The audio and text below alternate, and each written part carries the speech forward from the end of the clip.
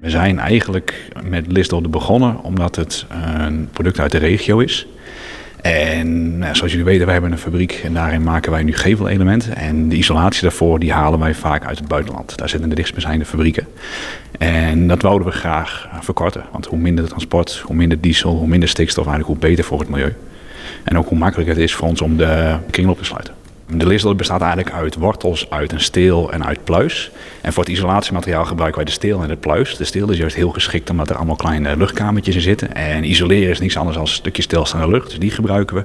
En we gebruiken het pluis voor de structuur om het fluffy te maken.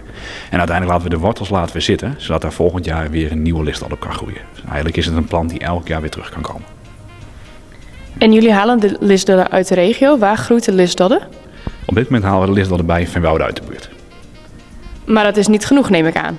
Nee, er moet meer bij komen. Dit hele traject is ook in samenwerking met onder andere met boeren. En wat we eigenlijk willen doen is ook om boeren verder te enthousiasmeren om ook Lisdolde te gaan verbouwen voor de bouw. Dus meer voor boeren als een activiteit erbij. Dus naast de veehouderij of de landbouw is het meer voor naar kleine gebieden die ook profijt hebben bij vernatting. En is het dan genoeg om alle huizen in onze regio te voorzien van het isolatiemateriaal? Weet ik niet, moet ik heel eerlijk zeggen. Wat we kunnen doen, we hebben uitgerekend, we kunnen ongeveer 8 huizen van 1 hectare kunnen we voorzien van isolatiemateriaal. En of we alle huizen daarmee kunnen voorzien, dat wordt moeilijk. Maar zoals we niet zien in de circulaire economie is natuurlijk een uitdaging die vrij breed is.